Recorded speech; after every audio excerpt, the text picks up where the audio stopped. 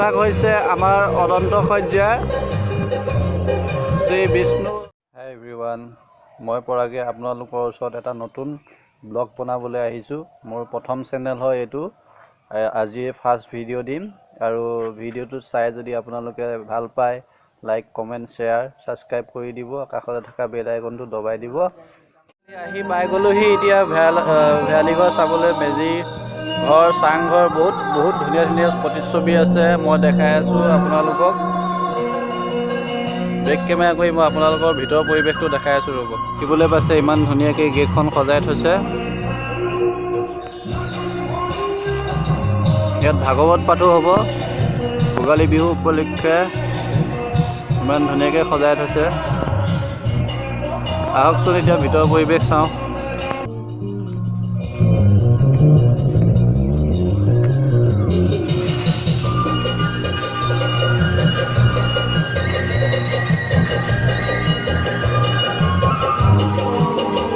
দেখিবলৈ পাইছে এইটো হৈছে, এই ভাগ হৈছে আমাৰ অনন্ত শয্যা শ্ৰী বিষ্ণু প্ৰতিচ্ছবি আছে লগত। অনন্ত শয্যা আৰু আগত কি আছে চাই যাওঁ বলকচোন। এই আমাৰ চাংঘৰ চাবলৈ পাইছে, এইটো চাংঘৰ হয়।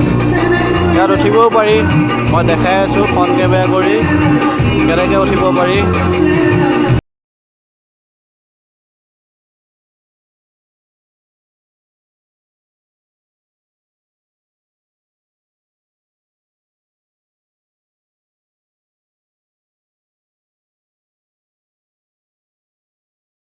দেখিবলৈ পাইছে জকাই, খালৈ, পলহ, এয়া আমাৰ আঁঠুৱা জাল বুলি কয়, আঁঠুৱা জাল।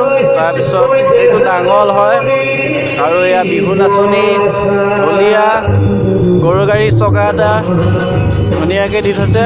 আৰু লগতে আছে আমাৰ ঢেঁকীটো। বিহু বুলি ক'লে আমাৰ ঢেঁকীটো লাগিবই চিৰা পিঠা খুন্দিবলৈ। পিঠাগুড়ি খুন্দিব হ'লেও লাগিব, চিৰা খুন্দিব হ'লেও লাগিব, আমাৰ ঢেঁকীটোৰ প্ৰয়োজন। সেইকাৰণে আমাৰ গোটেইখিনি প্ৰতিচ্ছবি দিয়া আছে জাতীয় পৰম্পৰা।